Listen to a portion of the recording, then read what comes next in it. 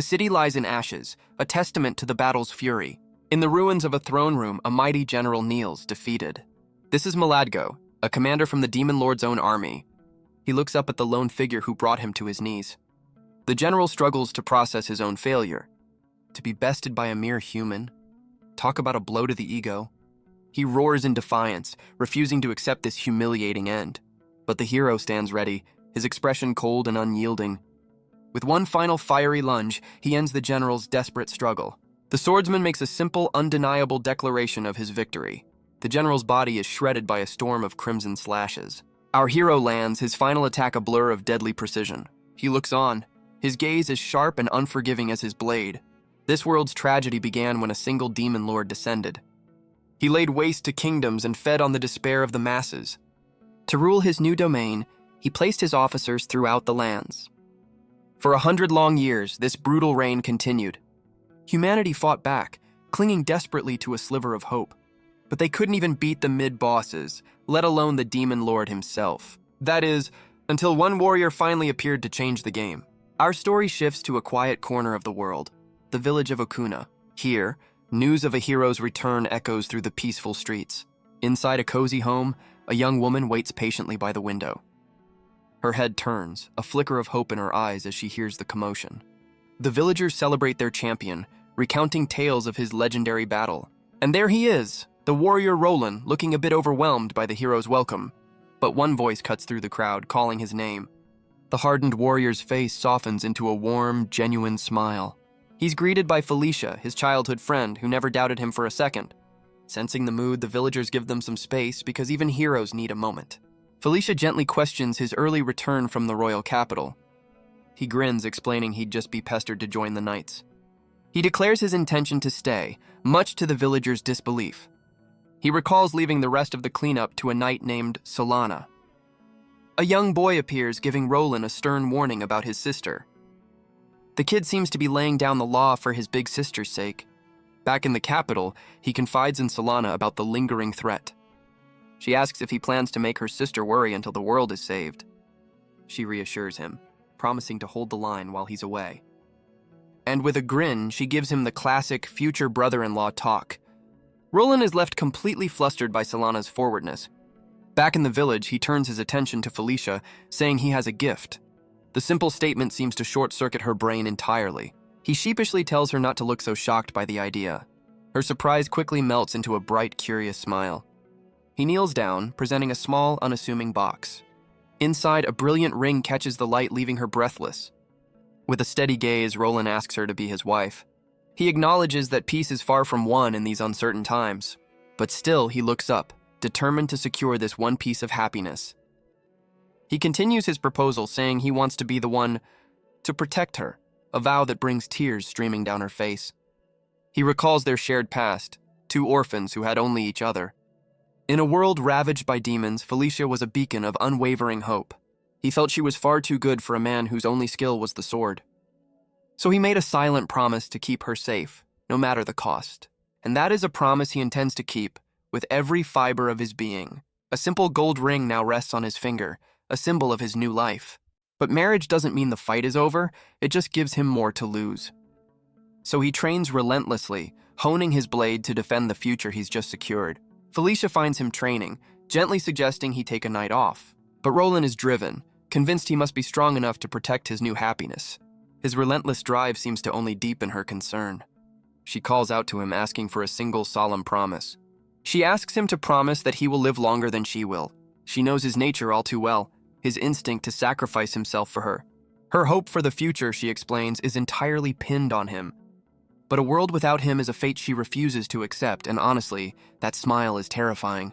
Her words finally get through, and he agrees not to die so carelessly. She seems pleased, but her follow-up question hints at a much deeper meaning. He brushes off her worries, insisting he needs to train even harder now. But Felicia seems a bit surprised by his plan to train on their wedding night. She gently reminds him that they are, officially married now. The world's strongest swordsman finally gets the hint and changes his tune. She can't help but smile at his clumsy side, much to his embarrassment. The two stand together in the quiet of the night, a moment of peace earned. Roland looks up, a soft smile on his face, finally content. But that contentment is instantly shattered by a wave of pure dread. The sky bleeds red as an immense malevolent energy fills the air. A new enemy appears, and he knows exactly who defeated General Maladgo. Roland looks up in horror as a new demon descends from the sky. He feels an overwhelming pressure, far beyond any officer he's ever faced. Without a moment's hesitation, Roland draws his blade. He lunges forward, determined to end this threat before it can begin. But his attack stops dead in its tracks, his body frozen in place. He can't move a muscle, held captive by an invisible, crushing force. And just like that, the world's strongest swordsman becomes a welcome mat. The creature acknowledges his skill, now understanding how Maladgo fell. But it declares that for the sake of its own dignity, it cannot let him live. Roland's blood runs cold as he realizes who he's facing, the Demon Lord himself. The Demon Lord admits he came to kill Roland, but now has a better idea. He reveals their true goal isn't death, but to feast on the despair of humanity. He summons a swirling mass of dark energy, identifying it as an ancient curse, a curse that turns any human it touches into a ravenous monster. A cruel, knowing smile spreads across the Demon Lord's face. He then launches the orb of corruption directly at the unsuspecting village. Roland is suddenly freed, the Demon Lord mockingly telling him to run. He promises that everything Roland holds precious will be devoured before his eyes. The hero's face contorts in pure terror as the horrifying plan becomes clear. He sprints with everything he has, screaming Felicia's name into the night. He pushes himself past his limits, every muscle screaming in protest. The vow he made to protect her is the only thought in his mind. He leaps through the air, trying to intercept the orb of dark magic. But a calm voice calls his name from the doorway of their home. He can only stare, his heart pounding with a terrible premonition. She looks at him, a single word of warning on her lips. With a sad smile, she releases him from his promise to outlive her. His world shatters, the hero's mind unable to comprehend her meaning. Then, the curse takes hold, twisting her into an unrecognizable creature. All he can do is watch in horror, his denial a silent, broken plea. His mind flashes with memories of her smile, now twisted into a cruel mockery. He can only scream her name, a raw, desperate cry into the night. The hero's sanity shatters, his face a mask of pure, undiluted agony. The woman he loved is gone, replaced by a cold, armored monstrosity. Her once gentle eyes now glow with an eerie, predatory light. She towers over him, her lower half a gaping maw of razor-sharp teeth. Her hands have become lethal claws, crackling with a sinister energy. The creature that was once Felicia raises its hand to strike him down. Roland remains motionless, completely paralyzed by the horrifying sight. But his hand tightens on his sword, his warrior instincts finally kicking in. Roland meets her attack head-on, his blade clashing with her monstrous power. He struggles to hold back the overwhelming force of the blast. He screams her name, desperately trying to reach the woman inside the monster. But his sword is caught in the creature's maw, nearly shattering his defense. The monster that was once Felicia lunges again, relentless and savage. He's forced back, realizing that her consciousness is completely gone.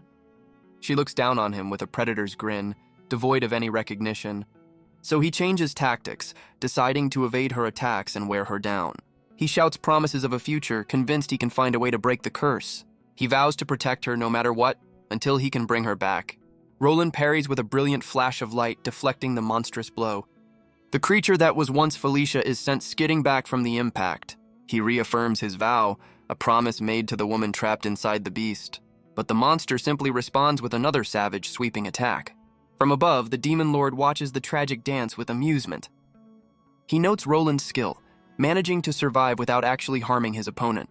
He then taunts the hero, asking if he truly believes the curse can be broken. Roland roars back, promising to deal with the Demon Lord after he saves Felicia. Unfortunately, his possessed wife isn't waiting for the conversation to end. The Demon Lord just smirks, preparing another spell to make things worse. The Demon Lord notes that if Roland protects her, this whole situation ends. And if that happens, he won't get to see the hero's ultimate despair. So with a flick of his wrist, he binds Roland in magical chains. The monster that was Felicia lunges, taking full advantage of the opening. Roland's sword is sent spinning from his now powerless grip. The blow connects, sending the world's strongest swordsman flying. The Demon Lord smirks, declaring that things are finally getting interesting. Roland screams in agony, realizing his entire right arm is just gone. Well, that's certainly going to make deflecting attacks a lot harder. But even with one arm, he raises his sword, his eyes burning with defiance. He charges forward, a one-armed whirlwind of pure, unadulterated rage. But the monster that was Felicia meets his charge with a devastating blast. Roland is sent flying, crashing into a wall with bone-shattering force. He's battered and broken, bloodied but somehow still conscious. His vision blurs as he begins to accept that this might be his end. The creature winds up for the final blow, ready to finish him for good. As darkness closes in, his last thoughts are a plea for Felicia to stay. A memory of her tearful smile reminds him of the promise he made to her.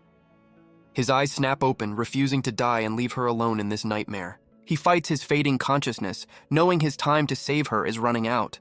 He's on his last legs, using his one arm to hold back the inevitable. A memory of her smile reminds him of the promise he has to keep. With a final surge of adrenaline, he throws himself into one last attack. He roars his defiance, vowing that he will never leave her alone. His blade finally finds its mark, slicing through the monster's side. He grits his teeth, trying to push the sword deeper into the beast. But he knows it's a shallow wound, a pathetic strike with only one arm. The creature that was Felicia glares back, her rage completely inhuman. She winds up her own attack, ready to end this little struggle. Her claws tear through his chest, a brutal end to his desperate gamble. Roland screams in agony, blood spraying from the fatal wound in his chest. He's lifted effortlessly into the air, dangling from the monster's glowing claws. The creature that was Felicia holds him by the head, a trophy of her hunt. Her face is a mask of pure, predatory glee, the woman he knew long gone.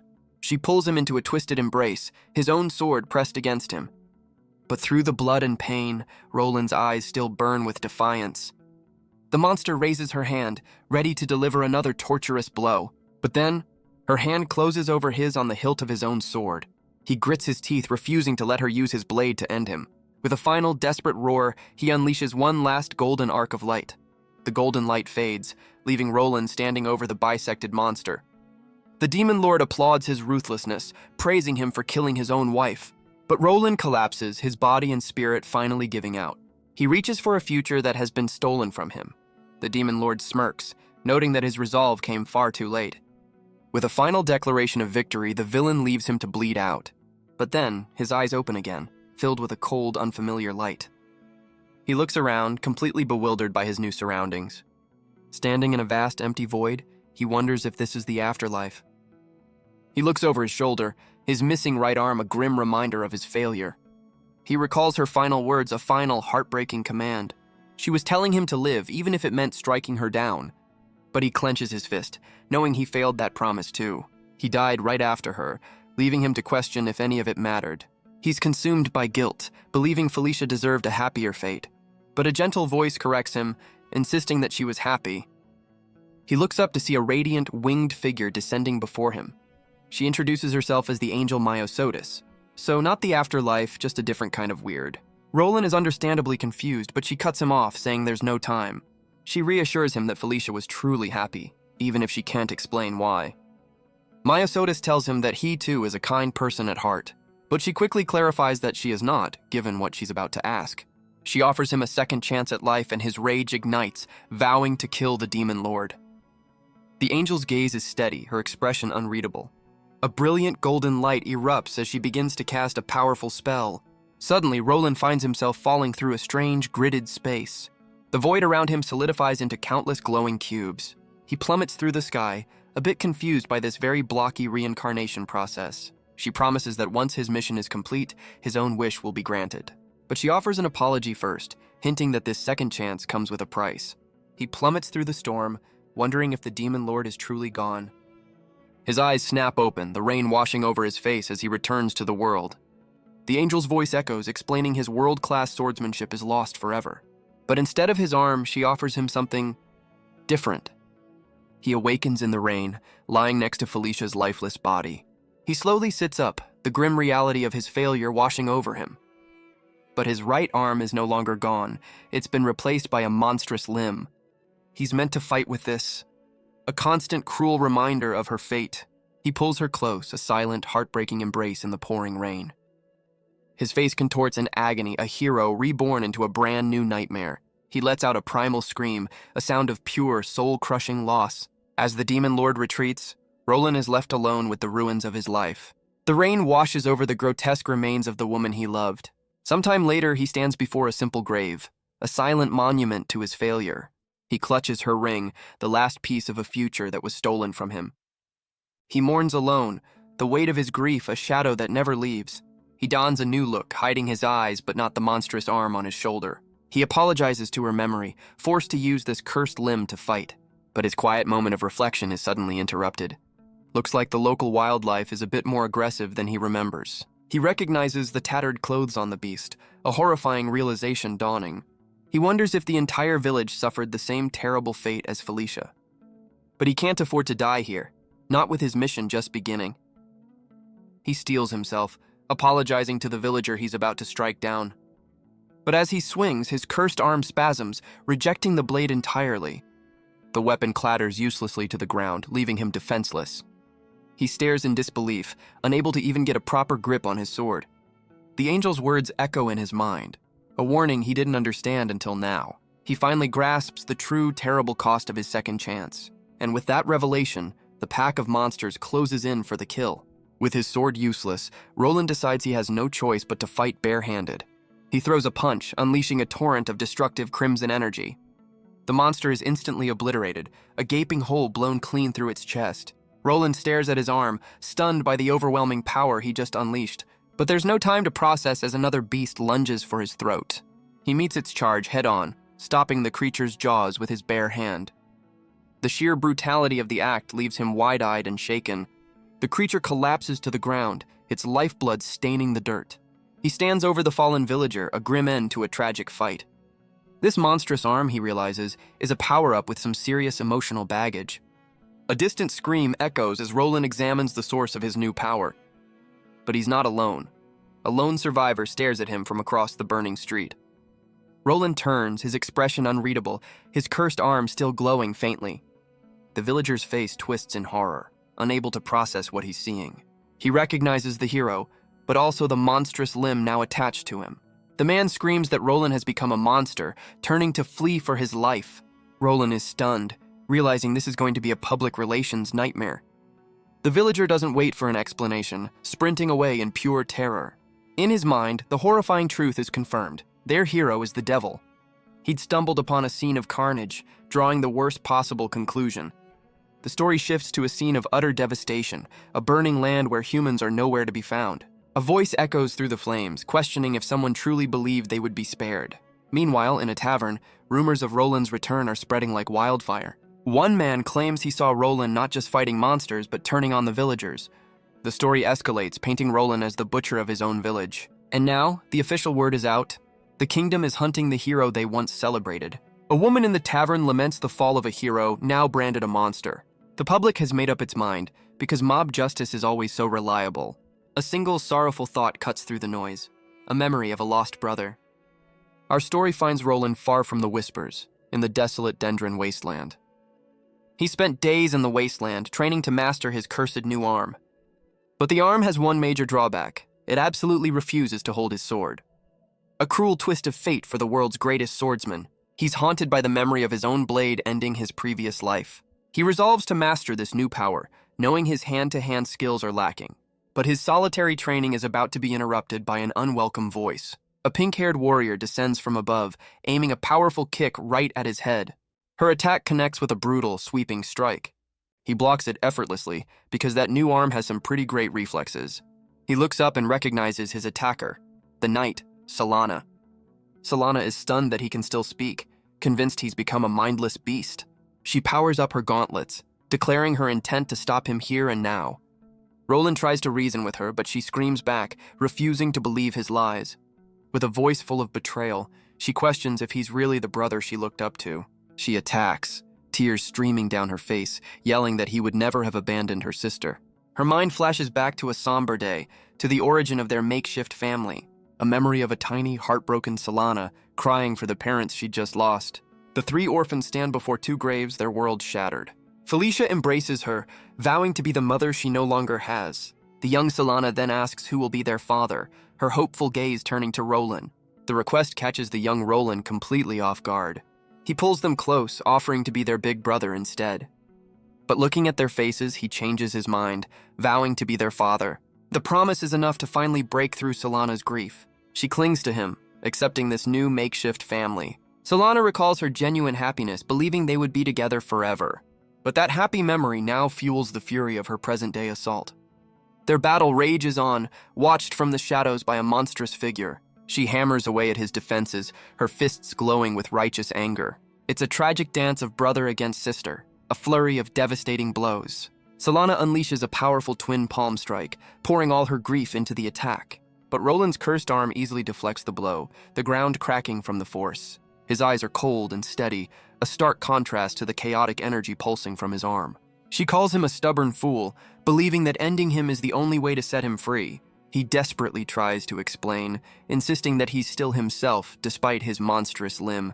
But she cuts him off, her voice cracking as she asks the one question that matters.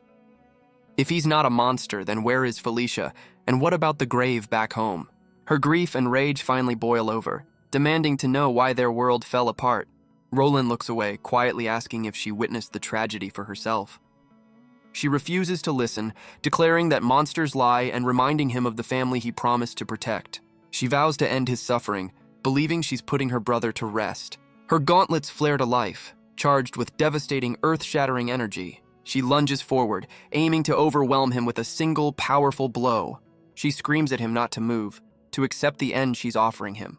She slams the ground, unleashing her exploding rock fist technique. The entire wasteland erupts, the ground shattering under the force of her blow. Solana stands ready amidst the dust, her expression grim and determined. But Roland has already evaded, landing safely on a newly formed spire of rock. He realizes she's too broken by grief to listen to any explanation. He can't blame her. She lost her sister and now sees him as a monster.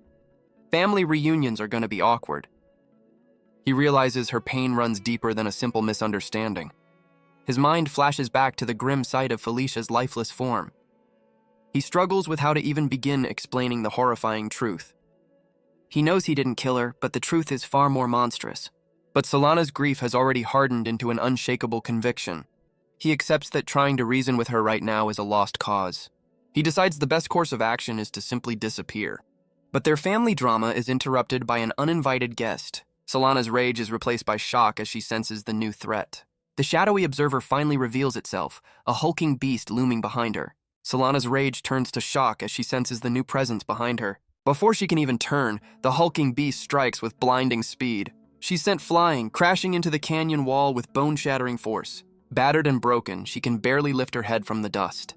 The monster looms over her, raising its weapon for the final crushing blow. But a crimson blur intercepts the attack, stopping the beast in its tracks. Solana looks up in disbelief, her supposed enemy now her only protector. Roland's cursed arm has punched clean through the monster's chest. Talk about a change of heart. His eyes burn with a cold fury, a man who has nothing left to lose. He declares that they took his life, his love, and now his patience. Solana can only stare at the monstrous arm that just saved her life. He realizes the demons are now trying to take Solana from him as well. A cold resolve settles over him as he makes a silent, deadly promise. He channels all of his rage into the cursed limb, his eyes burning with vengeance. And with a single devastating blast, he vows to destroy them all. The ground is left a crater of blood and shattered rock, the monster utterly annihilated. He realizes that when he touched the beast, he absorbed its power into his own arm. He looks at the devastation, finally understanding the true potential of this cursed power. This power is nothing like the gentle soul it came from. It is a power of destruction, a power that only knows how to take. The battle is over, and now, by the fire's light, the truth finally comes out. Solana struggles to process the story, the Demon Lord's appearance a horrifying revelation. The pieces click into place, a terrible image of Felicia's transformation burning in her mind. The weight of this new reality crushes her, leaving her utterly speechless. Roland takes the blame, his voice heavy with the guilt of his failure to protect her. His expression is a mask of cold sorrow, the weight of his promise still haunting him. Tears stream down Solana's face as she finally understands the depth of his pain. She's overwhelmed by her own guilt, but Roland quickly absolves her of any blame. He insists that the failure to protect Felicia rests on his shoulders alone. But his grief quickly hardens into a burning rage, aimed at the one who started it all. He believes that without his sword, he no longer has a place in the world of men. He vows to hunt the Demon Lord down and end him with his bare hands. But Solana's grief gives way to a quiet, unshakable resolve. She declares that if he's going to fight, she's going with him. She places her hand on his, a silent promise of her loyalty. She reminds him of their bond, the family they forged in tragedy. She insists that this is her fight too, a burden they must share. Her words finally break through his wall of self-pity and grief. He realizes that he's not the only one who lost Felicia that day. And so, their shared grief becomes a shared mission of vengeance. And with that, Solana's grief hardens into steely resolve. She's ready for a new dawn, but Roland brings up a practical problem, finding their target. The Demon Lord is a ghost, appearing at random and leaving only ruin behind. But Roland remembers the one time he managed to get the big boss's attention. Killing General Maladgo is what summoned him, so the plan is simple. Kill them all. Solana agrees, and it seems she already knows exactly where to start. She explains that Roland isn't the only one with a massive bounty on his head. The new target is a group known as the Seven Spirits of Maladgo. Spooky. Apparently, a fiery phantom has taken up residence in Maladgo's old castle. And if the rumors are true, that's where their quest for revenge will begin. Roland's expression hardens, his path now crystal clear. With a quiet finality, he agrees to their new mission. And so the two set off to hunt down Maladgo's ghost. Their path takes them north, through the wastelands, and toward the fallen general's castle. Now a fugitive, Roland travels in disguise, sticking to the less-traveled roads. Solana watches him, a silent concern in her eyes. He reflects on their past, a time when their adventures were much simpler. He recalls that for the past 2 years, his missions were either royal decrees or suicide runs. Even with her skill, he couldn't risk bringing her on such deadly assignments. But she insists she's grown stronger, confident they can face anything together. He admits that even at his peak, he was no match for the Demon Lord. But Solana insists that together, the three of them could have stood a chance. He remembers the angel's promise, a sliver of hope in the darkness. So she declares that until that day comes, they will fight as a trio. He can see she's putting on a brave face, trying to pull him from his despair. It reminds him of how Felicia comforted Solana when they were orphaned. He's struck by how much Solana has grown to resemble her older sister. Her strength gives him strength, and he agrees to her hopeful plan. Her smile is genuine now, their shared purpose reigniting her spirit. He admits he was lost in his failure, but seeing Solana has given him a reason to fight on. He makes a new vow, promising to protect Solana with this cursed power. They arrive at their destination, the dark, foreboding castle of General Maladgo. Solana asks if anything has changed since he first fought the general here. Roland scans the familiar ruins, confirming that it's just as he left it. The place is an eerie, untouched monument to his previous victory. But one detail catches his eye. The fire on the throne still burns, meaning Maladgo is alive. He warns Solana to be ready, convinced their target is lurking somewhere in the shadows. But a mysterious voice cuts through the silence, correcting his assumption. The two warriors spin around, ready for a fight as a new figure emerges. A young man introduces himself as Kronos, the castle's surprisingly chill caretaker. Kronos seems to know exactly who Roland is, questioning how he's even alive. He smirks, recalling the rumor that the Demon Lord himself had finished Roland off. Roland doesn't bother with a reply, launching a devastating punch with his cursed arm, but the caretaker dodges with impossible speed, complaining about the interruption. Solana follows up with her own attack, but Kronos seems completely unfazed. He effortlessly blocks her strike, his speed catching her completely off guard. The two realize this caretaker is far faster than General Maladgo ever was. But Kronos isn't here for a fight. He seems far more interested in something else. His gaze falls on Roland's monstrous limb, correctly identifying its tragic origin. He bursts into laughter, declaring this juicy new info must be reported to the Demon Lord. Roland demands to know who this new enemy is and why Maladgo is still alive. But Kronos just smirks, questioning why a demon would ever answer a human. He then offers to answer just one question, clearly enjoying his little power trip. He reveals that Maladgo is on his way to Okuna to finish off the survivors. The news hits them like a physical blow, another attack on their already shattered home. Kronos taunts them, knowing they don't have time to waste on him now. He points out that he hasn't even lifted a finger, a true master of psychological warfare. Solana urges Roland to leave, knowing they're walking right into the demon's trap. Roland turns away, declaring he can't abandon anyone he has a chance to save. But he leaves Kronos with a cold promise. He will be back to settle this score. Kronos feigns terror, completely unimpressed by the hero's promise. He then reveals he has no intention of reporting this to the Demon Lord. After all, a story this interesting is far too good to spoil. Meanwhile, back in Okuna, the village is already engulfed in flames. A young boy screams in terror, held captive by a monstrous hand. General Maladgo has returned, demanding to know the location of Roland's corpse. He monologues about the honor of his position under the Demon Lord's rule. But the memory of his previous defeat still haunts him. He cannot accept being the first executive to be bested by a mere human. And so he declares his intention to have a rematch, starting with the villagers. He declares his return from the depths of hell, vowing to win this time. But the terrified boy asks about Roland, recalling the rumor that he'd become a monster. The news seems to catch the resurrected general completely off guard.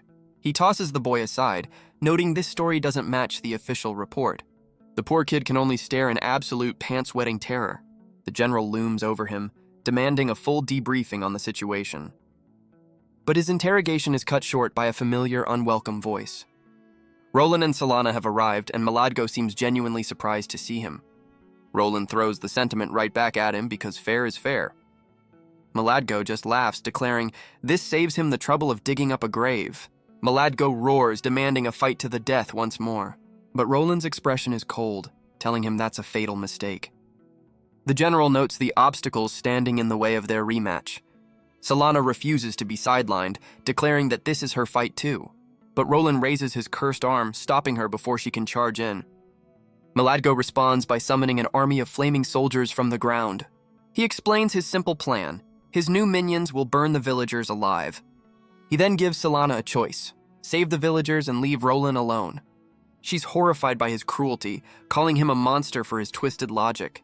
Mladgo clarifies his terms: an honorable duel for the village's safety, because honorable is definitely the word for it. Solana refuses to leave his side, determined to help her brother. But Roland gives her a direct order: protect the villagers while he handles Mladgo. She trusts his confidence, remembering he's already won this fight once before. With a promise to return quickly, she sprints off to save the innocents. Mladgo turns his attention back to Roland, ready to rewrite their history. He notices the monstrous arm, realizing things won't be quite the same this time. The general asks about the sword that defeated him, disappointed he can't shatter it.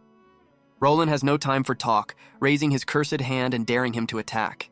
Mladgo scoffs at the hero's predictable stoicism, calling him as dull as ever. With a roar, the resurrected general brings his weapon down to start the fight. Roland admits his confidence was just a front to reassure Solana. He knows he's weakened without his sword, while Mladgo feels stronger than ever. The general's weapon descends, a clear sign the tables have completely turned. But even so, his resolve burns bright. He refuses to accept defeat. He meets the blow, treating his cursed arm as if it were his own blade. Instead of a direct clash, he deflects the force, using his swordsman's instincts. He twists away, evading the full brunt of the devastating attack. He realizes his instincts are still sharp. Turns out you can teach an old swordsman new tricks. But Mladgo scoffs at his defense, unleashing a brutal counterattack. The blow connects, sending Roland flying helplessly through the air. He grits his teeth, realizing the reach of a sword and an arm are worlds apart. Mladgo watches, noting that even in retreat, Roland managed to soften the blow. So the general decides to try a less subtle approach, gathering flames in his maw. Roland can only watch in alarm as the new attack builds with terrifying speed. Mladgo unleashes his infernal roar, a devastating wave of pure destruction. The hero is completely engulfed, thrown back by the sheer force of the blast. He lands, battered, realizing these abyssal flames are far stronger than before. Roland knows that with this kind of firepower, the fight is definitely not in his favor. Mladgo taunts him, asking if the monstrous arm is merely for show. But Roland's expression shifts, realizing a past assumption may have been a grave mistake. Roland's eyes narrow, declaring he's about to prove just what this arm can do. But Mladgo isn't interested in a monologue, charging forward to end this. The general brings his weapon down and Roland knows a direct block is suicide. But as the blow descends, a grim realization dawns on him. Instead of deflecting, he catches the blade with his cursed arm. He decides there's no other choice but to unleash its true power. He activates the Arm of Usurpation, a power that takes rather than gives. Mladgo cries out in shock, feeling his own strength being drained away. The cursed limb absorbs the general's abyssal flames, making them its own. And just like that, the hero has a brand new party trick and Mladgo is not a fan. He unleashes the stolen power, a devastating blast of crimson energy. Roland stands amidst the smoke, his gaze fixed firmly on his opponent. But Mladgo seems unimpressed, noting the attack barely left a scratch. He admits the power theft was surprising, but not enough to be a real threat. The general laments this turn of events, calling Roland's new form grotesque. That word strikes a nerve, causing the cursed arm to pulse with dark energy. Roland repeats the insult, his voice dangerously low and filled with rage. He declares that Mladgo has no right to mock her arm. The general is momentarily confused by the hero's strange choice of words. But then, the horrifying realization dawns and he erupts into laughter. Mladgo connects the dots, realizing the arm belongs to Roland's monstrous lover. The taunt hits home and Roland is consumed by guilt for failing Felicia. Mladgo pushes further, threatening to have Solana suffer the same terrible fate. But Roland's grief is overshadowed by a single burning thought. He needs more power. The general declares he won't lose again, preparing to finish this fight for good. He unleashes another infernal roar, a torrent of pure, destructive flame. But Roland stands his ground, determined to steal every last drop of that power. He grits his teeth, his cursed arm absorbing the full force of the blast. The resulting explosion tears through the already burning village. When the smoke clears, Mladgo stands in the crater, completely unfazed. Well, that's anticlimactic. Mladgo's smug grin suggests he's completely unharmed by the blast, but his confidence quickly turns to shock as he senses something is wrong. Roland declares that he's about to strip away every last bit of his power. By consuming the attack, his cursed arm is now imbued with abyssal flame. Mladgo is genuinely surprised that Roland managed to steal his signature power, but he's noticed a critical flaw in the hero's desperate gambit. Roland couldn't absorb the full blast, and his arm is now shattered and smoking. Roland insists it's just a scratch, but Mladgo isn't buying the tough guy act. The general charges forward, ready to silence him with another devastating blow. But Roland knows the truth. The damage he took was anything but light. His arm now burns with a mix of stolen fire and his own energy. He vows to return the attack with twice the destructive force. His fist connects, shattering the general's weapon into pieces. Mladgo is blown back, completely stunned by the sudden turn of events. Roland explains he's using the flames as a thruster for his punch, so a rocket-powered fist. Got it. The general stares at the remains of his hammer, his confidence finally cracking. But he scoffs, telling Roland not to get cocky with borrowed power. He's about to demonstrate the difference between a spark and an inferno. He declares that Roland's stolen firepower is nothing compared to the source. With a roar, he unleashes his true power, becoming a living inferno. Mladgo taunts him, declaring he's 1,000 years too early to master fire. He swings a massive blade of pure flame, which Roland meets with his cursed arm. The force of the blow is immense, pushing our hero to his absolute limit. Meanwhile, Solana has finished her cleanup duty and turns back to the main event. Her expression is grim, realizing her brother is in the fight of his life. A clash of red and blue energy erupts as Roland refuses to back down. Mladgo calls him a persistent fool, but Roland holds the line against the inferno. The general just laughs, declaring his firepower is about to get even stronger. Roland grits his teeth, struggling to endure the overwhelming destructive force. He realizes that while his arm can take the heat, the rest of his body is about to be cooked. But Roland realizes this overwhelming firepower is exactly what he needs. In fact, this insane level of energy is his only path to victory. Mladgo is stunned, realizing Roland is absorbing even more of his flames. So the general decides to double down, vowing to raise the heat even higher. He unleashes a cataclysmic blast, determined to overload the hero. The entire village is torn apart by the sheer force of the explosion. The ground shatters, the air crackling with raw, untamed energy. Both warriors roar, locked in a desperate final struggle for dominance. But it's Mladgo who's sent flying, his own power turned against him. The general's form begins to crumble as Roland siphons away his strength. Roland reminds the general of his promise, his arm absorbing the inferno. He roars his intent, vowing to take every last drop of the general's power. Mladgo can only stare in disbelief as his strength is siphoned away. The cursed arm becomes a vortex, pulling the abyssal flames into itself. The general can only whisper in defeat as his signature power is stolen. His body begins to crumble, turning to ash without its fiery core. The once mighty general fades into nothingness, his second chance wasted. As he disappears, Mladgo feels a final, unfamiliar chill. Guess hell finally froze over. Roland stands over the remains of his foe, the battle finally won. He realizes he's not just borrowed the power, he's claimed its very core. He knows he can't replicate that final, overwhelming blast, but he now has a clear path forward, steal power from every general he finds. He asks Felicia's memory for strength, but Solana's voice cuts through the flames. She rushes to his side, asking if he's all right and what happened to the other demons. Solana confirms she handled the minions, leaving nothing but ash behind. But her focus is on his injuries, a concern he quickly brushes aside. She urges him to leave, knowing a subjugation squad will be drawn by the chaos. But his body finally gives out, his tough guy act crumbling as he stumbles in pain. She realizes his grief is driving him to fight with a reckless abandon he never had before. And in that moment, she vows to be the support that keeps him from breaking completely. Solana supports her brother, urging him to wait as they leave the ruins. But their escape is halted by the very villagers they just saved. The survivors stand amidst the flames, watching their hero turn his back. The same man who once fled in terror now calls out Roland's name. He asks if the rumors were wrong, if Roland truly isn't a monster. The villager admits he was afraid Roland had suffered the same terrible fate. They all look to him for an answer, a desperate hope in their eyes. But the question cuts deep, forcing Roland to question his own humanity. His mind flashes with memories of the carnage he's caused with his cursed arm. But before he can spiral, Solana grabs him, fiercely insisting that he is still himself. Solana's voice rings out, a fierce declaration that he is still her brother. She turns on the villagers, demanding to know if they didn't just see him save them all. She insists he's always been their hero, that he is and always will be Roland. Her words reach him, a flicker of warmth in the cold ruin of his life. The villager who once fled in terror now agrees, apologizing for ever doubting their hero. Memories flood back as they thank him, recalling the boy who always protected them. For a moment, amidst the ashes, their shattered community feels whole again. The man vows to clear his name, to tell the kingdom the rumors were all lies. But Roland stops him, explaining that with his monstrous arm, the truth won't matter. He knows the kingdom won't believe a rumor was wrong, they'll just assume everyone was corrupted. The villagers realize he's right, trying to clear his name would only endanger them all.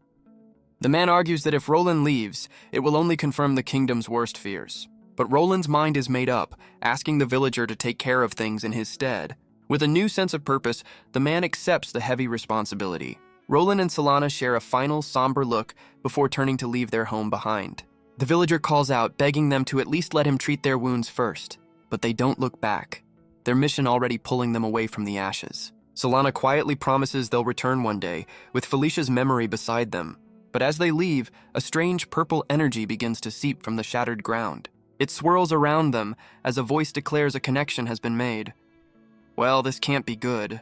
Roland stares in shock, recognizing the voice from the castle. A ghostly figure of a young boy appears, telling them to halt. He explains this is just a projection, his real body is somewhere else. Roland confirms it, able to hear the voice but sense no physical presence. The boy casually notes that Maladgo has been taken down for good. He dismisses the loss, saying the reanimated general was on his last legs anyway. So much for Employee of the Month. Roland demands to know who he is, realizing he's not just another demon grunt. The figure confirms this, stating he's here to make a formal introduction. He reveals his name is Kronos, Maladgo's official replacement. He then apologizes for lying about being a simple caretaker back at the castle. He introduces himself as Kronos, a high necromancer and Maladgo's official replacement. He taunts Roland, saying his revenge was pointless as the demon lord didn't care about a failure like Maladgo. But he offers a consolation prize, presenting himself as a reward for all of Roland's hard work.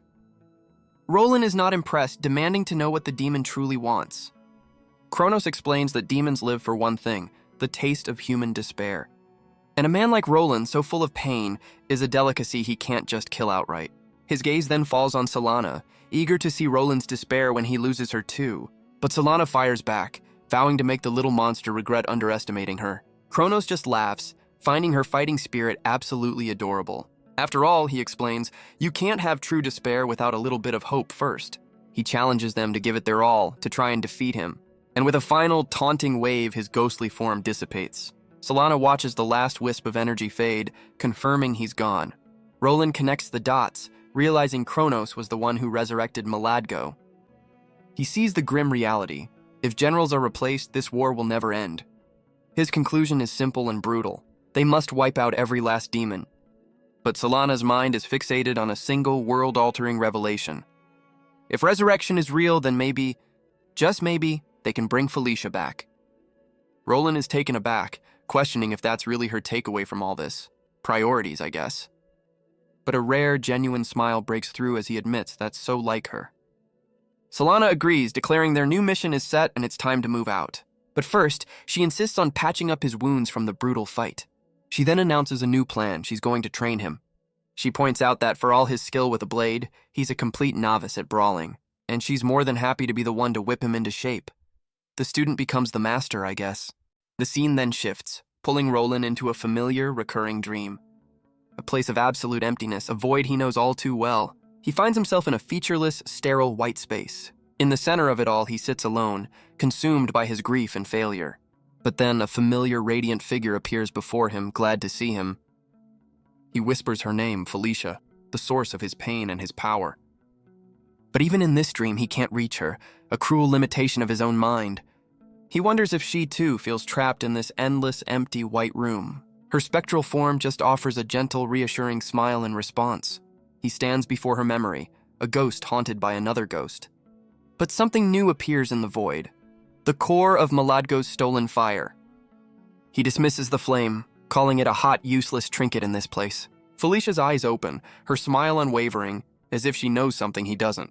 Her lips part, though no sound escapes, a silent message from beyond. And for the first time in a long time, a faint, bittersweet smile touches his own face. Roland awakens, the memory of that bittersweet smile still fresh in his mind. He finds himself by a campfire, Solana's voice welcoming him back to the world. She greets him with a warm smile and a bowl of soup.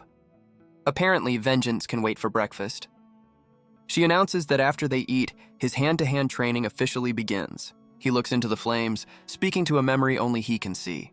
He tells Felicia that he's finally ready to accept this new path without his sword.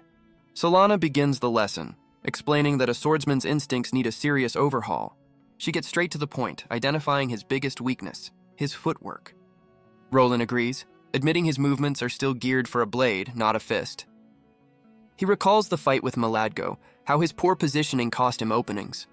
Solana decides it's time for a practical exam, asking him to show her what he's learned. Roland accepts the challenge, a confident look on his face as he prepares to move. He drops into a low stance, gathering his energy for the demonstration. With a powerful stomp, he launches himself forward from the ground. He unleashes a punch, his body a blur of controlled motion. He moves with such incredible speed that he startles the birds from the trees. His fist stops just inches from Solana's face, who can only stare in utter shock. The sheer force of his movement leaves her completely speechless. She demands to know why he moved like that. Apparently, he's a much faster learner than she thought. She wonders if he was secretly a martial arts master all along, but Roland quickly shuts that idea down. Roland explains he had plenty of time to practice while she was resting. The disturbed earth around them is a testament to his relentless overnight training. He knows that without constant effort, he'll never truly improve. He reflects that the world's greatest swordsman is now just a careless brawler. Solana grins, ready for the next phase of his training, the art of aggression. She demonstrates a rapid advance, telling him to forget his instinct to retreat. She knows he needs this. His grief has made him fight with no regard for his own life. She explains the importance of hit-and-run tactics to control the battlefield. But Roland suddenly shuts her down, refusing to learn that particular technique. He admits that her style is unique, a flurry of attacks he could never hope to replicate. He explains her hit-and-run style is only possible due to her exceptional speed.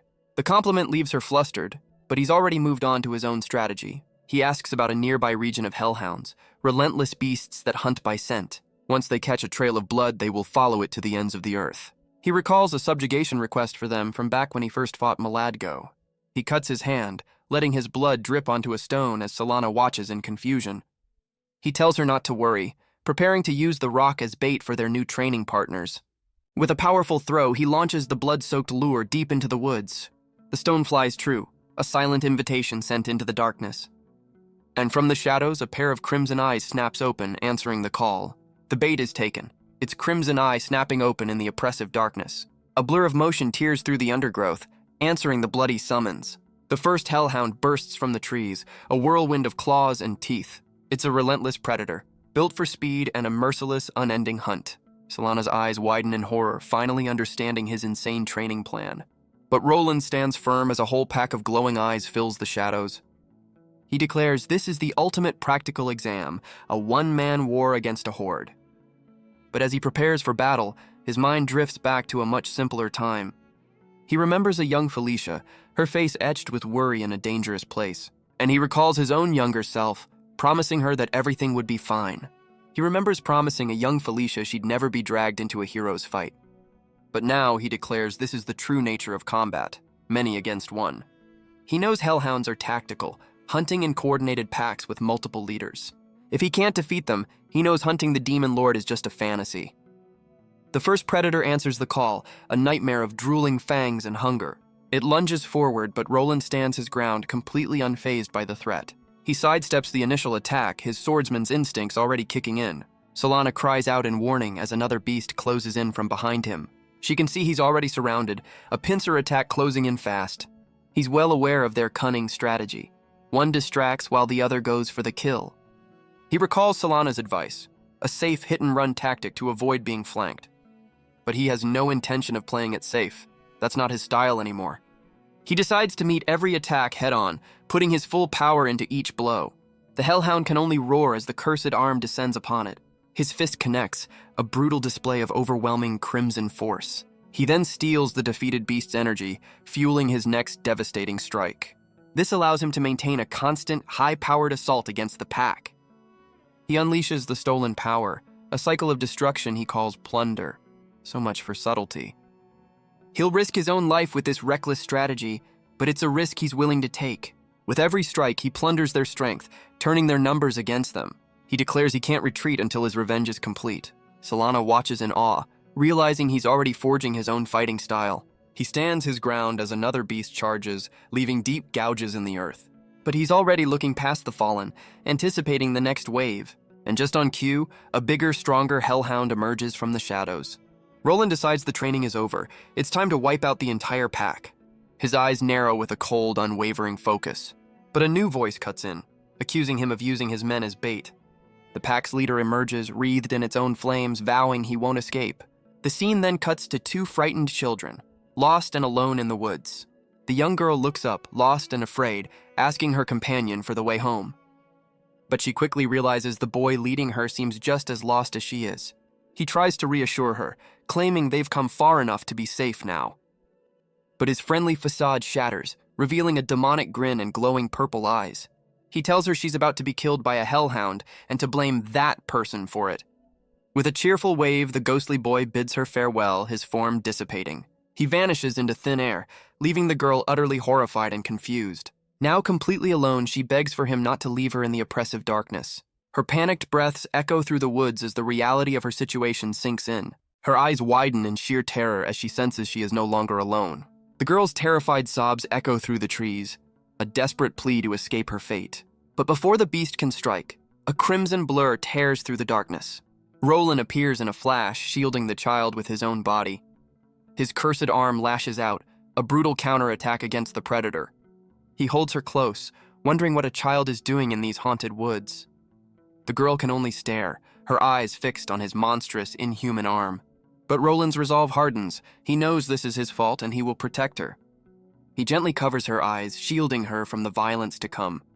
The pack closes in, their courage returning now that their target is protecting a child. So brave. A massive Hellhound looms behind them, ready to strike at the first opening.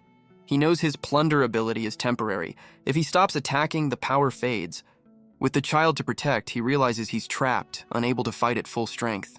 But just in time, Solana crashes the party with a devastating kick. Roland can only watch in shock as his sister joins the fray. She apologizes for her timing, her immediate concern being the terrified child.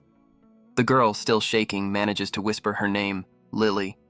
Solana offers a reassuring thumbs up, glad the kid is still coherent enough to talk. With a new resolve, Roland entrusts Lily to Solana's protection.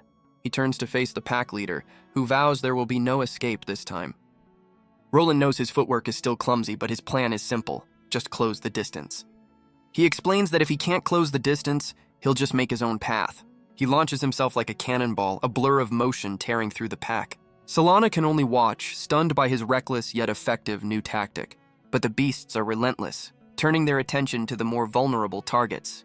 Roland now stands before the Alpha, completely surrounded by its furious pack. Guess they don't appreciate him skipping the line. Solana's first priority is the child, asking if she's been injured in the chaos. The girl confirms her name is Lily, her voice barely a whisper. Solana gently asks what she was doing so deep in these monster-infested woods. Lily explains that she was with a boy, but he suddenly vanished. She says he promised to take her home, but led her here and disappeared. Roland knows exactly who she means. Roland realizes Lily was lured here by a demon, and the threat isn't over. Solana asks the girl if she knows the way home, and Lily confirms she does. The young girl points them in the direction of her home, Kareki Village. Roland considers this new destination, another village he might endanger. Solana points out its remote location means he'll be safe from prying eyes. He decides he can't let her go alone, but asks her to keep his arm a secret. But the girl's reaction is not fear, but awe, calling his monstrous arm cool. She beams with admiration, thanking him for saving her life. Roland is completely flustered, realizing she watched the entire brutal fight. Solana just smiles, glad to see a flicker of his old self return. Roland looks at his monstrous arm, still processing the child's unexpected praise. A fleeting memory of Felicia's warm, encouraging smile flashes through his mind. He looks up, a hint of his old self returning as he agrees with his sister. They arrive at their destination, the quiet, remote settlement of Kareki Village. The streets are calm, filled mostly with older residents and young families. Roland notes the lack of young men, realizing he's less likely to be recognized here. Lily points to her home, excitedly calling out that she's brought guests. Her mother greets her with relief, her gaze shifting curiously to the two strangers. The girl proudly declares that her new friend saved her from a monster. The mother's concern turns to panic, but Lily insists she's completely unharmed. The mother holds her daughter, explaining the grave danger she was just in. Lily can only apologize, her head bowed in shame and regret. Her mother pulls her into a tight embrace, just relieved to have her back safely. Roland and Solana watch the tender moment from the doorway. The woman turns to them, her gratitude overflowing as she asks for their names. Solana introduces herself as a traveling martial artist, but hesitates for her brother. Roland, with a completely straight face, introduces himself as Laura. Smooth. The mother finds the name a bit odd, and Roland awkwardly apologizes for it. She quickly brushes it off, insisting on treating them to a meal as thanks. The mother asks for Lily's help, and the girl happily agrees, eager to assist her heroes. The grateful mother invites them inside, eager to repay their kindness. Solana can't help but tease him about his choice of alias. Apparently, Laura was the name she used when she pretended to be his little sister. Later, as they walk through the village, Roland notices something is deeply wrong. He suspects a demon is using this remote settlement as its personal hunting ground. He decides they'll stay and deal with it, knowing they need the practice for Kronos. Solana agrees, adding they must master his arm and fight every demon they find. Roland reaffirms their shared dream of world peace, a promise made with Felicia. Their conversation is interrupted by Lily, who wonders why they're still outside. Roland confirms they're on their way, stepping towards a temporary fragile peace. But as they settle in, an old man watches from afar, his expression grim and weary. Inside, the siblings share a rare, peaceful meal with Lily and her mother. Lily proudly asks how the soup is, though her vegetable cutting skills could use some work. Solana offers a polite compliment, as the mother apologizes for the humble meal. But they both insist it's delicious, grateful for the simple moment of warmth. The mother's smile fades as she explains her struggle since her husband's death. Roland's gaze sharpens, asking if her husband was another victim of the demons. She confirms it, revealing that demons have been nesting in ruins near the village for years. Her husband was one of their casualties, a man his own daughter can barely remember. Solana asks why they stay, but the mother's answer is simple. They have nowhere else to go. She explains the village chief once submitted a request, but they were pushed to the back of the line. Roland knows all too well how such pleas for help can get buried and forgotten. The mother accepts her fate, believing others have it worse and she shouldn't complain. But Roland cuts through her resignation, telling her that's no way to think. His words catch both Lily and her mother completely by surprise. He insists that someone else's suffering doesn't invalidate her own need for rescue. The mother is moved, accidentally calling him by his real name in her gratitude. He asks for the location of the ruins, offering to handle the problem himself. Lily jumps to his defense, nearly blurting out that her big brother is the only weapon he needs. She quickly catches herself as Solana smirks, enjoying the near revelation. Close call, kid. Solana flashes a confident smile, assuring the mother they can handle the situation. Roland reflects that the world has grown too complacent with the existence of demons. He knows people shouldn't have to endure them like a storm, and for that reason... They arrive at the ruins, and Solana immediately confirms the presence of demons within. She points out the obvious danger of walking into an unknown, potentially trapped lair. Roland agrees, recalling the first rule of adventuring, never blindly enter enemy territory. But he has a plan for that, asking Solana to lend him some of her gunpowder. A quick reminder. Solana is a speed fighter who uses magic tools to enhance her power. One of those tools is her explosive gloves, and Roland now holds a vial of their key ingredient. He combines the stolen flames of Maladgo with his cursed arm, preparing to flush them out. He decides to use this new volatile combination of powers. He unleashes a massive arc of explosive energy toward the ruins. The gunpowder ignites, turning his stolen flames into a devastating bomb. The resulting explosion tears through the ancient structure, a fiery eviction notice. He declares that the best way to deal with a nest is total annihilation. Solana worries about destroying history, but Roland's priority is the present. With the ruins cleared, he announces their real work is about to begin. But the ground beneath them begins to tremble and crack apart. A massive golem formed from the ruins themselves rises to meet them. Solana wonders if they accidentally woke it up. Well, that's one way to get a landlord's attention. Solana stares up at the colossal stone guardian, confirming it's a golem. But from within the rubble, a monocled demon realizes his home wasn't destroyed by accident. He puts the pieces together, his expression darkening with irritation. The realization sends him into a rage, furious that someone dared to attack him. The golem speaks with his voice, confused as to who could be resisting his rule. Roland knows exactly who he's facing, the demon who killed Lily's father. He recalls that demons are master manipulators, living only to create despair. Their minions are mindless beasts driven by a simple, insatiable bloodlust. But a golem is different. It's just a puppet of earth and magic, not a living thing. And that puppet now brings its colossal fist down to crush our hero. Roland meets the stone fist head-on, his cursed arm taking the full impact. He strains against the immense pressure, the sheer force of the golem overwhelming. But he realizes his arm can't absorb power from something that isn't alive. It's the perfect counter to his ability, an enemy with no life force to steal. His greatest weapon is useless against this mindless puppet of stone and magic. He grits his teeth, realizing this fight just got a whole lot harder. The demon scoffs from the sidelines, annoyed that his prey is actually fighting back. But he's not alone. Solana charges in, scaling the golem's massive arm. She leaps toward the demon, aiming a devastating kick right at his head. He seems to enjoy his personal space. He dodges effortlessly, deciding to eliminate the annoying martial artist first. The demon declares he's going to end this little pest problem right here. He commands the golem from its shoulder, sending it on a destructive rampage. Roland admits the demon is surprisingly capable for a non-elite. With a cry, the demon orders his stone soldiers to attack. Massive stone spikes erupt from the ground, forcing the siblings to stay on their toes. The earth itself becomes a weapon, a forest of jagged stone rising to impale them. And as if one giant golem wasn't enough, an army of smaller ones joins the party. Roland tells Solana he's counting on her, recognizing the familiar boss and minions setup. She warns him that a head-on fight with the main golem is suicide. But the demon has no intention of playing fair, ordering his puppet to crush them both. The colossal stone fist descends, aiming to turn Roland into a pancake. But he meets the attack head-on, his cursed arm crackling with power. The impact shatters the earth, a testament to the golem's raw strength. Roland is driven back, struggling to hold against the overwhelming weight. And just as he's pinned, a smaller golem moves in for a cheap shot from behind.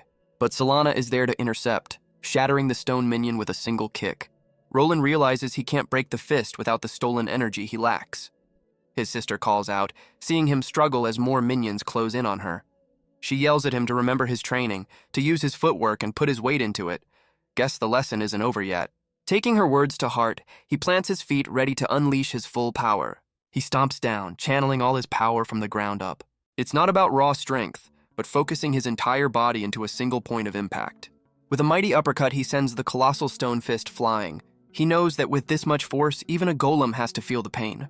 Solana can only watch in disbelief as her brother shatters the stone appendage. But the golem simply stumbles back as a new arm begins to sprout from the stump.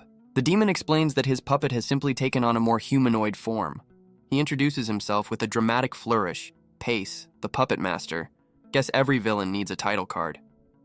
The newly formed fist comes crashing down, aiming to flatten our hero for good. Roland is pinned against the cliffside, struggling to hold back the immense weight. But his punch only meets regenerating stone, the golem's fist reforming around his own. Roland realizes with dawning horror the speed of its regeneration. Its arms morph into a drill and a spiked mace, an upgrade he was not hoping for. He knows the only way to stop a golem is to destroy its core, but this one likely has several. His new mission is simple: find and shatter every last one of them. But Solana calls out from the sidelines, telling him it's time to switch places. He starts to protest, knowing she can't take the golem's full force alone. But she cuts him off, pointing out that her speed makes her perfect for a high-stakes game of hide-and-seek. She proves her point immediately, weaving through the stone army with impossible agility. The demon Pace can only watch in annoyance. His puppet show officially crashed. She becomes a pink-haired blur, a flash of motion against the stone giant. The golem's fist comes crashing down, but she's already under it, dodging the blow. The shockwave sends her tumbling through the air amidst a shower of shattered rock. But even in freefall, her eyes are locked on the target, analyzing its every move. She admits the golem is tough, but uses its own body as a springboard. With each strike, she listens, sensing the location of a core by the sound. So percussion is her secret weapon. She knows she can't let Roland face this threat alone, not anymore. With Felicia gone, she vows to be the one who supports him, spotting the cores. She yells out their locations, telling him to switch as she dodges a forest of spikes. Pace can only watch in fury, his perfect puppet show falling apart. Roland praises his sister, putting her lesson into immediate practice. He stomps down, launching himself with explosive, ground-shattering force. He soars through the air, a human cannonball aimed at the golem's chest. His body becomes a blur, a crimson missile locked on its target. His cursed arm glows, ready to deliver the final decisive blow. His fist smashes into the stone giant, a direct hit on the core's location. He tears through the stone, finding himself inside the golem's chest. And there it is, the glowing blue core, the heart of the puppet. Pace can only scream in frustration as his masterpiece is torn apart. Looks like the show's over. The golem's form begins to crumble, its magical energy fading away. Pace screams in frustration, ordering his puppet to finally crush the hero. Roland is trapped, his cursed arm the only thing between him and certain death. But he refuses to yield, channeling all his strength into a single point. His power surges, cracking the very stone that seeks to crush him. With a final, desperate push, he prepares to shatter his way to freedom.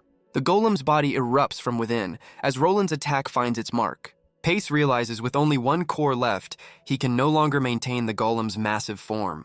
So he decides to change tactics, transforming his puppet into a new shape.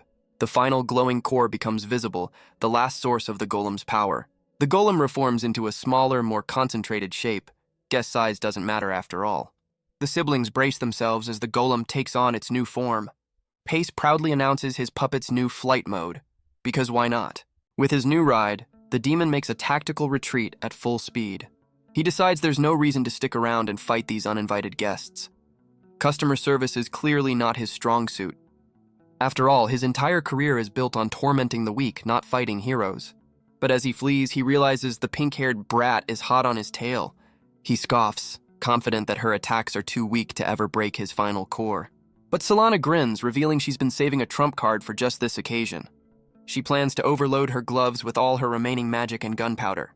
It's a one-shot ultimate attack, and she's aiming it right at his face. Pace can only watch in horror as the overloaded glove detonates. A massive explosion of light and force tears through the sky. The golem's final form is shattered into 1,000 pieces. The demon's scaly hand slams into the dirt, his flight cut short. He lies broken on the ground, his puppet show officially over. His arrogance evaporates, replaced by a pathetic plea for his life. But Roland has a question, asking if he was the one who lured Lily into the forest. The demon frantically denies it, explaining his own twisted methods are different. He prefers to kill the men first, forcing children to watch their protectors fall. He insists they have the wrong guy, begging for mercy with a sickening grin. Roland's disgust turns to calculation. If this demon is telling the truth, then the one who lured Lily into the woods must have been Kronos. But his thoughts are cut short as Pace gathers a final surge of desperate power. His hand transforms into a stone claw, digging into the earth for one last attack. The demon lunges forward, hoping to catch the hero completely off guard. But Roland is ready, meeting the pathetic strike with his own cursed fist. The blow sends the puppet master flying, his final act ending in utter failure. So much for the encore. All that remains of the demon is a shattered monocle amidst the rubble. Roland notes that this low-level demon leaves no lingering power for him to steal. Solana calls out, and with the threat neutralized, they agree to head back to the village. Back at the village, Roland explains they defeated the demon, but not the one who targeted Lily. The mother apologizes for the confusion, grateful that her husband was at least avenged. Roland realizes the demon was likely targeting them, and they must leave to keep the village safe. The mother agrees, knowing that strangers will only bring unease to their quiet community. But Lily doesn't understand, questioning why her heroes have to leave so soon. Her mother gently cuts her off, reminding her of her chores before sunset. She urges her daughter to go on ahead, promising to join her shortly. The young girl reluctantly agrees, her disappointment clear on her face. The mother then clarifies they are welcome to stay, but she won't stop them if they must go. She offers them what little food they have for their journey, a simple act of profound gratitude. The mother offers a warm farewell, asking them to visit again someday. Roland quietly agrees, but her sad smile tells a different story. He clenches his fist, realizing that even victory couldn't erase the village's pain. Solana sets their next course, a town to resupply, collect their bounty, and gather intel. Roland considers the nearest major settlement on their path. Their destination is Altred, the largest and busiest trade city in the kingdom. Meanwhile, in a lavish room far away, a mysterious figure relaxes. He holds a wanted poster, the face on it hauntingly familiar, Roland. The man smiles, a hunter who seems to have found his next target. Well, this can't be good. Back with our heroes, Solana notes Altred's guild will pay their bounty on the spot. But Roland immediately shoots down the idea, knowing it's too dangerous for a wanted man. He's been to Altred countless times. Someone at the guild is bound to recognize his face. And if a fight breaks out, protecting innocent bystanders would be nearly impossible. Solana brushes off his worries, reminding him how easily such requests get buried. Though she admits his monstrous transformation was pretty big news, second-guessing herself. But practicality wins out. They're out of money, supplies, and most importantly, gunpowder. She insists that Altred is the only place large enough to get everything they need. She leans in, her point made, leaving Roland with little room to argue. A classic sibling power move. He realizes she's not just thinking about supplies, she's trying to keep him connected to the world. He finally agrees, but on one condition, he's not setting foot inside the guild himself. And so with their destination set, the siblings head out. They arrive in Altred, the largest commercial city in the kingdom. It's a hub of trade, where everything from food to weapons flows freely. Magical items and other rare goods are shipped out to the rest of the world. And where there is money, there are always people. Protected by adventurers and knights, the city thrives even in an age of demons. But Roland knows this peace is fragile. One attack from the Demon Lord would shatter it all. He pulls his hood low, noting how lively the city remains despite the danger. Solana agrees, confident they can blend in with the bustling crowds. But she reminds him of their first priority. They're broke and they need cash. Solana splits off to handle the guild report, leaving Roland to find them a room. He stands alone amidst the city's lively atmosphere, a shadow in the sun. But the peace is shattered by a sudden commotion just down the street. A man is sent sprawling to the ground, his wares crashing around him. A scarred adventurer grabs a young merchant, blaming him for selling faulty gunpowder. The terrified merchant insists it's a case of mistaken identity, pleading his innocence. But the adventurer isn't listening, demanding the merchant prove he's not the seller. The merchant offers to check the product for his shop's mark, a reasonable request. The thug claims he's already used it, and Roland realizes bustling is a polite word for bloodthirsty. He sees the city for what it is, a place crawling with predators and opportunists. He knows that in a city this large, people are too busy surviving to help others. A nearby citizen confirms his thoughts, noting the constant, underlying fear of demons. But Roland can't just watch, stepping in to stop the adventurer's assault.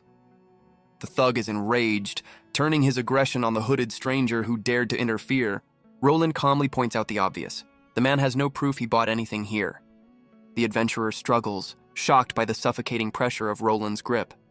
He shoves the merchant away, offering one last empty threat before backing down. The bully storms off, leaving the merchant confused and Roland completely unfazed. The young man turns to his savior, his face a picture of pure, unadulterated gratitude. He offers a reward that's almost too perfect, a free bag of gunpowder. Well, that was easy. Roland turns down the reward, asking the man to instead give it to a female fighter who might stop by. The merchant is moved by his nobility, though Roland knows he just doesn't know which gunpowder Solana uses. With a promise from the grateful merchant, Roland turns and disappears back into the crowd. Now, with that little detour over, he gets back to the task at hand, finding an inn. He walks through the city's grand architecture, a hooded shadow among the oblivious elite. He ascends the massive stone steps, a solitary figure moving against the city's current.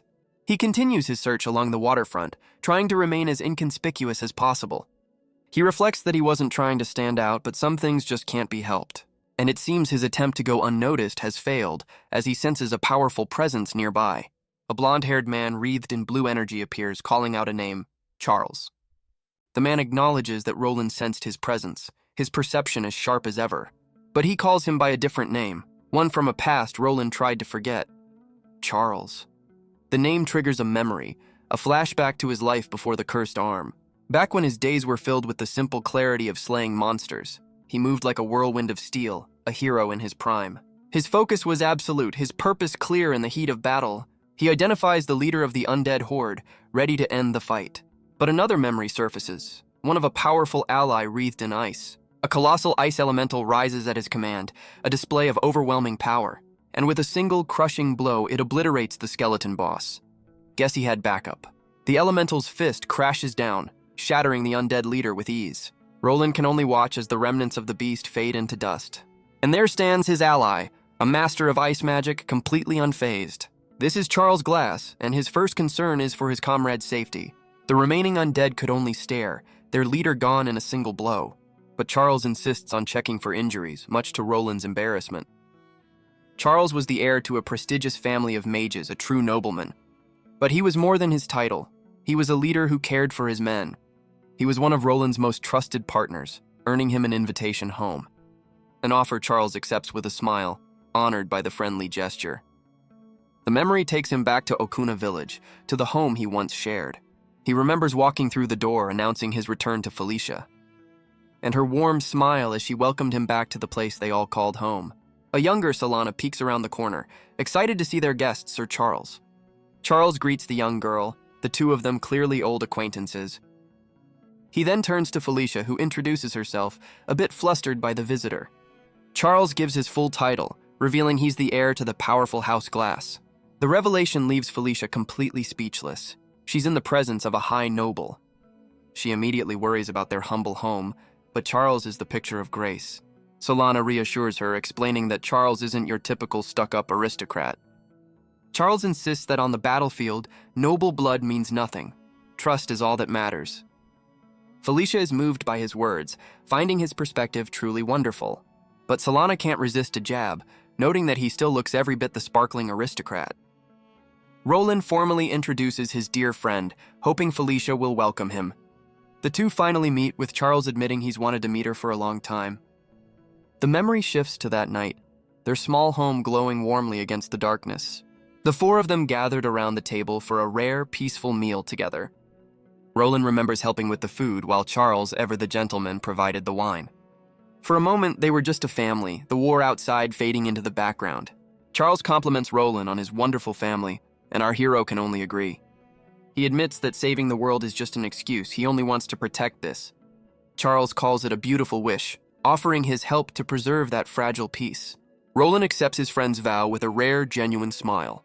They seal their promise, two brothers in arms fighting for the same future. But that warm memory fades, leaving only the cold reality of his cursed arm. Charles's voice cuts through the silence, reminding Roland of the bounty on his head.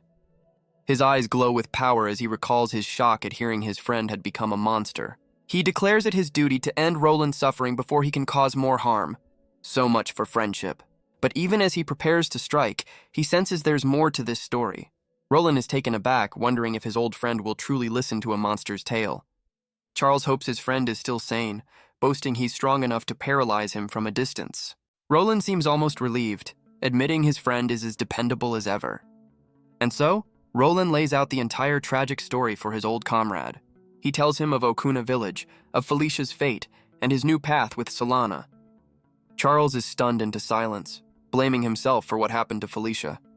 But Roland's eyes burn with hatred, vowing to make the Demon King pay for everything. Charles cuts through his anger, asking if this is what Felicia would have wanted. He asks Roland to imagine how she would feel, seeing him consumed by vengeance. The question hits home, and Roland admits he'll never truly know her final thoughts. But he turns away, declaring this is his chosen path because there's nothing else left. Charles relents, realizing he can't change his friend's mind. Roland turns to leave, apologizing but promising they will meet again. Charles watches him go, agreeing that their reunion is inevitable. But as Roland disappears, a sinister shadow falls over the nobleman. Charles senses the new presence, his expression hardening. The monstrous shadow is cast by a surprisingly small pair of shoes. A young boy with a fanged grin offers a polite, unsettling greeting. It's the same demon who lured Lily, and he seems delighted to be here. So much for a quiet afternoon. The boy identifies Charles by his full title, clearly knowing who he's facing. With a simple gesture, he leads the powerful mage away, blue energy flaring around Charles. Charles's eyes glow with power, challenging the demon to make its move. The scene shifts to the quiet rooftops of Altred as night falls. Later, Solana is thrilled with the inn Roland found, especially its modern amenities. She thanks him for handling the arrangements, clearly in high spirits. She asks about his day, but Roland cuts straight to the point. He ran into Charles. Solana is stunned, but Roland explains he told his old friend everything. She realizes Charles let him go, a testament to their old bond. Roland then asks about her trip to the guild, changing the subject. She proudly presents a huge bag of gunpowder, her mission a clear success. She mentions a special discount for female fighters, and Roland plays along. Guess his good deed paid off after all. Roland asks if she gathered any intel, but Solana says the guild board was quiet. He presses for news on Kronos or the Demon Lord, but she has nothing to report. She tries to spin it positively, and Roland agrees that silence is a good thing for now. He knows their paths will cross eventually. After all, Kronos is hunting him specifically. Until that day comes, his plan is simple. Keep killing demons and stealing their power. His cold resolve startles her for a moment, but she quickly agrees to the plan. With their mission set, she pulls out a map and suggests their next route. Her plan involves taking on trolls, nagas, and a black-armored demon from a bounty poster, a regular monster-slaying road trip. The route also conveniently passes by Kareki village, where they can visit Lily and her mother. With their next steps decided, Solana celebrates, ready for the journey ahead. Solana flops onto the bed, thrilled to finally get a proper night's sleep. Roland watches her with a rare, peaceful smile, glad to see her happy. But later that night, he lies awake, his mind clearly still racing. He closes his eyes, trying to force the troubled thoughts away. But he's not alone. Solana stands over him in the quiet darkness. Her gaze falls on his cursed arm, a silent question on her mind. She wonders if she's doing enough to support him, the way Felicia once did. The scene shifts, a question hanging in the air. An adventurer? A young woman with a broom asks why someone would choose such a dangerous life. It's a memory of a younger Solana, teasing a clumsy companion on their journey. Guess some things never change. She admits she's always relied on them, and now wants to be an adventurer just like him. Felicia listens to the young girl's declaration with a knowing, gentle expression. She doesn't argue, simply telling Solana to follow the path she has chosen for herself. But she asks one thing, that Solana stay by Roland's side and support him in his fight. Solana's gaze is filled with a new, quiet determination. She promises to take Felicia's place, to be the one he can come home to for rest. The two of them seal their pact, a promise made between sisters. A vow to support each other as a family, through thick and thin. The memory gives way to the harsh reality of Roland's life since that day, an endless battle. And now, with Felicia gone, Solana reaffirms her promise to be his sanctuary. She knows that if his quest for revenge finally consumes him, it will be because she failed to take her sister's place by his side. But the next morning, she greets him with a cheerful shout, her energy boundless. Roland asks if she slept well, a rare moment of quiet normalcy between them. She gives a beaming thumbs up, confirming she slept like a rock. And with their supplies restocked, the siblings depart from the city of Altred. Their journey is a blur of battle, cutting down every demon in their path. They make their way back towards Kareki village, a promise they intend to keep. Solana stretches, confident they're making good time after clearing the road. But Roland suddenly stops her, his senses telling him something is terribly wrong. He recognizes a specific foul scent in the air, realizing a corpse garden is nearby. Solana asks for clarification, and he explains it's a plant monster that uses victims as fertilizer. Charming. Since it wasn't on the guild boards, it must be a new arrival. They agree to take it out. Without another word, they move towards the source of the threat. The siblings race through the darkening woods, closing in on their target. They arrive in a clearing filled with glowing flora and twisting dark vines. Solana notes the eerie beauty of the place, a mix of wonder and dread. Roland agrees, noting that it's fine as long as it's empty, but it isn't. A vine whips out from the shadows, but Roland shatters it with a single punch. Solana can only watch as the forest itself seems to come alive with hostile intent. They look up to see the grim truth of the corpse garden, victims hanging lifelessly from the trees. But Solana's horror turns to disbelief as she recognizes one of the figures. It's Lily's mother, her body ensnared by the very vines that feed this place. Roland whips around, sensing the true source of the evil that surrounds them. A massive, beautiful flower rises from the darkness, its petals slowly unfurling. But its center is a nightmare, a maw of teeth and writhing tentacles. So much for a pretty flower. Roland knows they have to fight for their own lives first, unwrapping his cursed arm. The plant monster strikes, its thorny vines lashing out to claim new victims. But Roland meets the attack, his monstrous hand catching the vines midair. He holds firm against the creature's power, his own energy surging in response. His cursed arm flares with crimson energy, ready to fight back. He unleashes the arm of plunder, shattering the vines with stolen power. But the main flower and its countless offshoots continue their relentless assault. The siblings are surrounded, a forest of hostile flora closing in on them. Solana is overwhelmed by the numbers, but Roland explains it's all a single entity. Knowing that doesn't make the immediate threat any less terrifying. One of the flowers spits a glob of viscous purple liquid right at her. Solana freezes, unable to react as the deadly projectile closes in. But Roland is there, catching the poisonous liquid with his cursed hand. He absorbs the poison, declaring he's about to return it to sender. This guy's recycling program is intense. Roland channels the absorbed poison, his cursed arm glowing with malevolent energy. He unleashes the toxic liquid in a massive wave, sending it right back at its source. But as he lands, he sees the poison simply dripping off the creature's petals. It seems the monster is immune to its own venom. Well, that's just poor planning on his part. But Roland has another trick up his sleeve, summoning the stolen flames of Maladgo. He decides that if poison won't work, he'll just have to burn this garden to the ground. He slams his hand down, unleashing a torrent of fire that incinerates the encroaching vines.